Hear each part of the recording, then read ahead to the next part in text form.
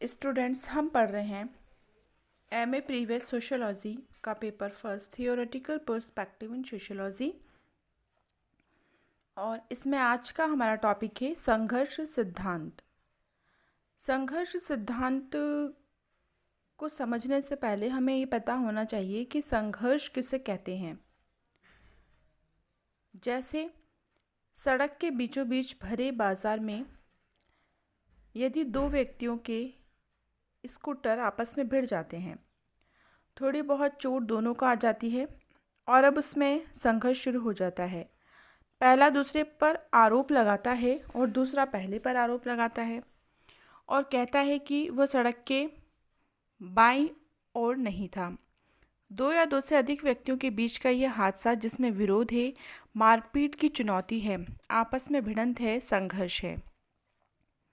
संघर्ष का दूसरा उदाहरण यदि हम देखें तो भाषाई या सांप्रदायिक दंगे हैं, जिनमें एक समूह दूसरे समूह के साथ हिंसात्मक व्यवहार करता है, खून खराबा करता है और मार देने की धमकी भी देता है। ये संघर्ष दो या अधिक व्यक्तियों के बीच का है। जब एक देश दूसरे देश पर आक्रमण करता है तो युद्ध क्षेत्रीय संघर्ष है, दो या दो से अधिक राष्ट्रों के बीच का संघर्ष है। संघर्ष के कई प्रकार होते हैं। समाजशास्त्र के साहित्य में प्रकार्यवाद पर जितना लिखा गया है उसकी तुलना में शायद संघर्ष पर उतना अधिक नहीं लिखा गया। फिर भी संघर्ष सिद्धांत पर जितना भी साहित्य है वो बहुत ही महत्वपूर्ण है। 1950 और 1960 के दशक में समाजशास्त्र और विशेषकर पार्सन्स ने सामाजिक यथार्थता में संघर्ष के अस्तित्व को अनदेखा कर दिया था। जब पार्सन्स का प्रभाव थोड़ा कम हुआ तो समाजशास्त्रियों ने प्रकार्यवाद के विकल्प के रूप में संघर्ष सिद्धांत में जो समाजशास्त्र में पुरानी परंपरा थी उसमें उन्होंने नई जान फूंकने का प्रयास किया था। प्रकार्यवादियों के प्रभुत्व के समय में समाजशास्त्र सिद्धांतों में एक संघर्ष आ गया। इस सिद्धांत से संघर्ष सिद्धांत के विकल्प ने मुक्ति दिलाई थी।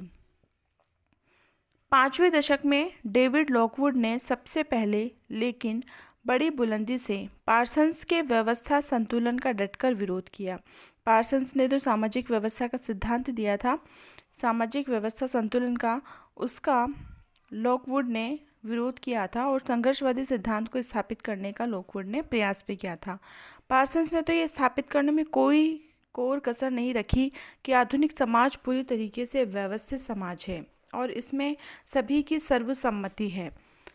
पार्सन्स की ये स्थापना एक प्रकार से एक फंतासी समाज की कल्पना थी, क्योंकि ऐसा कोई समाज हो ही नहीं सकता जहाँ पर संघर्ष ना हो। क्योंकि जब हम समाज की विशेषताएं पढ़ते हैं तब हम उसमें देखते हैं कि समाज की एक महत्वपूर्ण विशेषता है कि समाज में सहयोग एवं संघर्ष दोनों ही तत्व पाए जाते हैं। विश्व स्तर पर भी यदि आप देखेंगे तो ऐसा कोई भी समाज नहीं है जहाँ पर केवल सहयोग ही है, समानता ही है, असमानता या संघर्ष नहीं हो। तो ये पार्सन्स की एक कोरी कल्पना थी जिसे स्वीकार नहीं किया जा सकता था। लॉकवुड का तर्क है कि अर्वाचीन समाज में सर्वसम्मति तो बहुत दूर की बात है, यहाँ तो आए दिन हिंसा, संघर्ष, मारपीट, वैमनस्य और तनाव चलते रहते हैं। परिवार में पति पत्नी में तनाव होता रहता है, सास बहू में तनाव की स्थिति उत्पन्न हो जाती है, जाति व्यवस्था में अलग अलग धर्म जाति के लोगों में तनाव और दंगे होते हैं। इन सब से कहीं अधिक शीत युद्ध तो कहीं हथियारों का जखीरा वर्तमान समाज की सच्चाई है। इसलिए हम ये नहीं कह सकते कि समाज में संघर्ष की स्थिति है ही नहीं, क्योंकि हमें समाज के विभिन्न क्षेत्रों में तनाव, दंगे और संघर्ष की स्थिति दिखाई देती है। लॉकवुड अपने तर्क में कहते हैं कि समाज में व्यक्ति और समूहों के अलग अलग हित हैं, स्वार्थ हैं और उपलब्ध संसाधन बहुत थोड़े हैं। प्रत्येक व्यक्ति और समूह इन सीमित संसाधनों का अधिक से अधिक भाग लेकर हिस्से में करना चाहते हैं, इसलिए समाज में संघर्ष अपरिहार्य है। लॉकवुड की तरह 5वें दशक के अंत में रॉल्फ डेरेनडार्फ ने प्रकार्यवाद का बहुत ज़बरदस्त विरोध किया था। उन्होंने ये कहा था कि प्रकार्यवाद चाहे मर्टन का हो चाहे वो पार्सन्स का हो, किसी भी तरह से यूटोपिया से कम नहीं है, एक तरह का आदर्श लोक है। यदि हम संघर्ष सिद्धांत के पिछले 4 दशकों के विकास को देखें तो ये स्पष्ट हो जाएगा कि इस सिद्धांत की स्थापना प्रकार्यवाद के विरोध में हुई है। यहाँ यह अवश्य उल्लेख है कि सिद्धांतवेता संघर्ष के प्रति एकदम उदासीन थे। इन प्रकार्यवादियों ने यह स्वीकार किया कि समाज में कई धार्मिक और सांस्कृतिक समूह होते हैं और उनके बीच में तनाव होना स्वाभाविक है।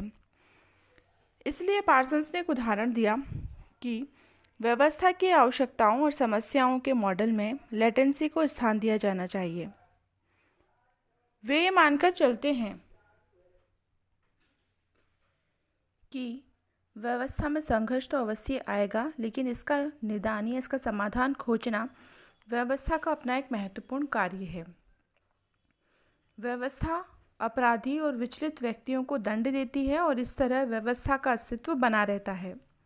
यदि हम जाति को एक व्यवस्था मानकर चलते हैं तो जाति के नियमों को तोड़ने वाले सदस्य को दंडित किया जाता है। आदिवासी समाज में भी अपराधी या विचलित व्यक्ति को जाति के सदस्यों को भोज देना पड़ता है। शराब और मांस का आयोजन करना पड़ता है। प्रत्येक जाति के इतिहास में साल दर साल व्यवस्था संबंधी कोई ना कोई तनाव अवश्य आता है। जाति इन संघर्षों का निदान खोजती है और अब तक जाति ने विकट तनावों के होते हुए भी अपने प्रतिरूप या अपने पैटर्न को बराबर बनाए रखा है। इससे कड़ा संघर्ष क्या हो सकता है कि जहां राज्य के नीति निर्देशक तत्वों में जाति व्यवस्था को कोई स्थान नहीं है, वहीं जाति आधुनिक भारत में अब भी अपने अस्तित्व को बनाए रखती है। संघर्ष के विषय में प्रकार्यवादियों की जो भी विचारधारा है वह हाशिए की विचारधारा कही जा सकती है। इन लेखकों ने कभी भी प्रकार्यात्मक व्यवस्था की तरह संघर्ष सिद्धांत को महत्वपूर्ण भूमिका नहीं दी और इसी के परिणाम स्वरूप संघर्ष सिद्धांत में सुदृढ़ता भी आई है। लेकिन वास्तव में प्रकार्यवादी और संघर्ष सिद्धांतवेता अलग अलग संदर्श या नज़रिए से समाज को देखते हैं। जैसे जब प्रकार्यवादी किसी अड्डे को देखते हैं तो उनका विश्लेषण होता है कि संपूर्ण अड्डा कितना साफ सुथरा है। कर्मचारी अपने भूमिका को मिलजुल कर चलाते हैं। हवाई पट्टी का रखरखाव ठीक समय पर हो जाता है। हवाई जहाज समय सारणी के अनुसार उड़ते और उतरते हैं।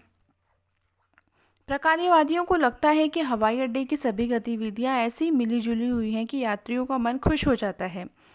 इसी हवाई अड्डे को जब संघर्ष सिद्धांतवेता देखता है तो उसे लगता है कि हवाई अड्डे का ये सागर ऊपर से तो शांत व गंभीर है, सभी चीज़ें अपनी जगह पर है, कहीं कोई बेतरतीबी नहीं है, लेकिन वह आगे कहता है कि ये शांत और गंभीर वातावरण की तह में आग उगलता लावा है जो कभी भी हड़ताल, घेराव आदि के रूप में परिवर्तित हो सकता है। उसे लगता है कि लड़ाकू श्रम संघ कभी भी हड़ताल कर अराजकता पैदा कर सकते हैं।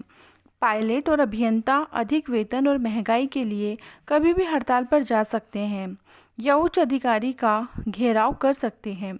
लेकिन सत्य तो यह है कि संघर्षवेता विद्वानों को समाज में हर जगह अव्यवस्था, हिंसा और हिंसा की चुनौती ही देखने को मिलती है। अगर कोई व्यक्ति संघर्षवादी विचारक है तो वो हर सामाजिक व्यवस्था के अंतर्गत संघर्षवाद को देखता है। वो ये देखता है कि किस प्रकार से इस व्यवस्था के अंतर्गत संघर्ष की स्थिति उत्पन्न हो सकती है, तनाव या दंगे उत्पन्न हो सकते हैं। लेकिन इसके विपरीत जो प्रकार्यवादी है वो समाज को आपस में मिला जुला हुआ और समय अनुकूल देखता है। जैसे अर्जुन को चिड़िया की आँख के अतिरिक्त कुछ नहीं दिखाई देता था, वैसे ही प्रकार्यवादी सिद्धांतवेताओं को व्यवस्था और सर्वसम्मति दिखाई देती है, जबकि संघर्षवेताओं को संघर्ष के अतिरिक्त और कुछ दिखाई नहीं देता है। संघर्ष का सामान्य अभिमुखन न 3 केंद्रीय मान्यताओं को लेकर चलता है। पहली मान्यता तो ये है कि व्यक्तियों में कई तरह के बुनियादी स्वार्थ होते हैं। लोग इनको किसी न किसी तरह अवश्य साधना चाहते हैं या इन स्वार्थों को पूरा करना चाहते हैं। लेकिन सिद्धांतवेता प्रत्यक्ष रूप से मनुष्य के इस सामान्य चरित्र का खुलासा नहीं करते, लेकिन उनके सिद्धांत में इस मान्यता को निर्णायक स्थान दिया जाता है। दूसरी मान्यता यह है कि संघर्ष सिद्धांत का केंद्रीय संदेश यह है कि किसी भी संघर्ष के पीछे अधिकतम शक्ति को प्राप्त करने का प्रयास अवश्य होता है। इन सिद्धांतवेताओं की मान्यता है कि शक्ति के स्रोत को तो बहुत कम हैं और उन्हें प्राप्त करने वाले बहुत अधिक हैं। दूसरी बात यहाँ पे ये है कि कभी भी शक्ति या सत्ता समाज रूप से बटे हुए नहीं होते हैं। किसी के पास बहुत अधिक शक्ति केंद्रित होती है और किसी के पास बहुत कम शक्ति केंद्रित होती है। हर व्यक्ति या समूह शक्ति में अधिकतम हिस्सा चाहता है और इसी कारण संघर्ष टल नहीं सकता और अवश्यंभावी है। प्रत्येक संघर्ष सिद्धांतवेता ये जानता है कि अंतर्राष्ट्रीय संबंधों में हर एक राष्ट्र अंतर्राष्ट्रीय बाजार या राजनीतिक हितों के बंटवारे में अधिक से अधिक शक्ति चाहता है और इसी कारण दुनिया में शक्ति के ब्लॉक्स बन जाते हैं। संघर्ष सिद्धांतवेताओं की तीसरी मान्यता यह है कि संघर्ष का प्रत्येक पहलू मूल्यों और विचारधाराओं से युक्त होता है। ये समूह वास्तव में मूल्य और विचारधारा को एक हथियार की तरह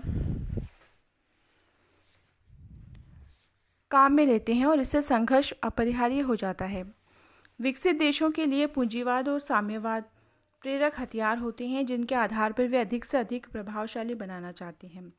संघर्ष सिद्धांतवेता इन तीन मान्यताओं को, जैसे पहली मान्यता है व्यक्तिगत हित और स्वार्थ, दूसरी मान्यता है शक्ति का बंटवारा, तीसरी मान्यता है मूल्य और विचारधारा, अपने सिद्धांत का केंद्रीय आधार स्वीकार करते हैं। इसी प्रकार से इरविंग जेंटलिन ने सामाजिक संघर्ष की व्याख्या करते हुए कहा है कि सामान्यतः संघर्ष अंतर्वैयक्तिक असहमति और झगड़ों के कारण होता है। ये ही अंतर्वैयक्तिक झगड़े वर्ग संघर्ष का रूप लेते हैं और इन्हें ही अंतर्राष्ट्रीय स्पर्धा और युद्ध में देखा जा सकता है। लेविस कोजर, जो कि प्रकार्यवादी संघर्षवेदा हैं, उन्होंने अपनी पुस्तक the functions of social conflict में सामाजिक संघर्ष की अवधारणा को अधिक से अधिक स्पष्ट किया है और वे जॉर्ज सीमेल की कृतियों से संघर्ष की अवधारणा को अधिक पैना बनाना चाहते थे। कोजर संघर्ष को एक ऐसा प्रयास मानते हैं जिसमें व्यक्ति मूल्यों, सीमित साधनों और शक्ति को प्राप्त करने के लिए विरोधी पर अपना दावा प्रस्तुत करता है और इस प्रयास में प्रतिद्वंदियों को चोट भी पहुंचाता है या उन्हें समाप्त करना चाहता है। कोजर की इस परिभाषा से कोई असहमति नहीं हो सकती, लेकिन कोजर का उद्देश्य संघर्ष की परिभाषा देने में कुछ और ही है। वे संघर्ष के दुष्परिणामों पर जोर देने की अपेक्षा संघर्ष के प्रकारों या उससे होने वाले लाभ पर ध्यान अधिक केंद्रित करते हुए हमें यहाँ पे दिखाई देते हैं। कोजर का दूसरा तर्क ये है कि संघर्ष हमेशा हानिकारक नहीं होता है। यदि हमारे देश को चीन या पाकिस्तान के साथ युद्ध करने में जन और धन की हानि हुई है तो ये एक बड़ी उपलब्धि भी है। इन युद्धों ने देश की एकता को सुदृढ़ किया है, विभिन्न संस्कृतियों के समूहों को एक श्रृंखला में बांधा है। संघर्ष की इस प्रकार्यात्मक गतिविधि को उपेक्षा की दृष्टि से नहीं देखा जा सकता और सार रूप से कोजर की परिभाषा यही अर्थ है। रुचिकर यहाँ पे बात यह है कि कोजर ने संघर्ष के विश्लेषण में प्रकार्यवाद की भाषा का प्रयोग किया है। इस कारण वे संघर्ष के साथ में सामाजिक शब्दों को जोड़ देते हैं और इसकी व्याख्या सामाजिक संघर्ष की तरह ही करते हैं।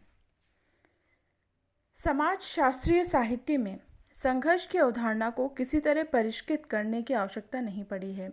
इसका कारण यह है कि किसी परिभाषा और अर्थ में कोई विवाद नहीं है। सच्चाई ये है कि संघर्ष समाज की एक वास्तविकता है जिसे कोई भी नकार नहीं सकता।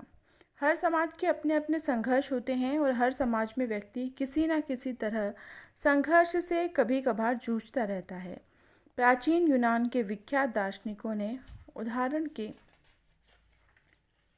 लिए हेराक्लिटस के बाद के सूफियों में संघर्ष को किसी भी समाज की प्राथमिक और शायद सबसे महत्वपूर्ण सच्चाई माना है। पॉलीबियस ने बहुत पहले यूनान के सभ्यता काल में संघर्ष सिद्धांत का विकास किया था और पॉलीबियस ने यह भी कहा था कि राज्य संपूर्ण शक्ति का केंद्र होता है। ये बिल्कुल सत्य है कि किसी भी राज्य की संपूर्ण शक्ति राज्य के पास ही होती है। मध्यकालीन अरब में हब्स खालदून ने समाज में संघर्ष सिद्धांत का विकास किया था। उन्होंने कहा था कि सभ्यता के विकास में फिरंदरी कबीलों और खेतीहरों के संघर्ष बहुत बड़ी भूमिका है। बिना किसी संघर्ष के सभ्यता का विकास थम सा जाता है। इसके संबंध में अर्नोल्ड टॉयनबी ने ए स्टडी ऑफ हिस्ट्री में सभ्यताओं के विकास पर टिप्पणी करते हुए कहा है कि सिंधु नदी की घाटी सभ्यता का विकास इसलिए हुआ कि घाटी के लोगों ने प्रकृति को जो चुनौती दी उसका सम्यक रूप से सामना किया और सभ्यता विकसित हुई। गंगा नदी की घाटी अधिक उपजाऊ थी, पर इसी चुनौती का मुकाबला यहाँ के बाशिंदे नहीं कर पाए और गंगा नदी की सभ्यता विकसित नहीं हो पाई। संघर्ष का मुकाबला जब तीव्रता के साथ किया जाता है और यह तीव्रता जब आगे और संघर्ष को तैयार करती है, तभी सभ्यता का विकास होता है। इसी निष्कर्ष के आधार पर टोयनबी कहते हैं कि सभ्यताओं का विकास चुनौती और प्रत्युत्तर, चैलेंजेस एंड रिस्पॉन्सेस सिद्धांत द्वारा ही हुआ है। इब्न हवाल्दून अरब देशों में संघर्ष सिद्धांत के विकास में एक महत्वपूर्ण योगदान है। खालिन का तो नहीं, पॉलीबियस की संघर्ष संबंधी विचारधारा का सीधा प्रभाव निकोला मैकिएवेली पर पड़ा था। ये निकोला मैकिएवेली ही थे जिन्होंने इस सिद्धांत से प्रभावित होकर राज्य और उनसे संबंधित दूसरी संस्थाओं के विकास के सिद्धांत को प्रस्तुत किया था। इनकी विचारधारा को जेन बोर्डिन और थॉमस हॉब्स ने आगे बढ़ाया। किसी भी तरह से देखें तो सामाजिक संघर्ष सिद्धांत के इतिहास ने कई उतार चढ़ाव देखे हैं और इसी के अर्थ में कोई विशेष हेरफेर इतनी लंबी अवधि में नहीं हुई है।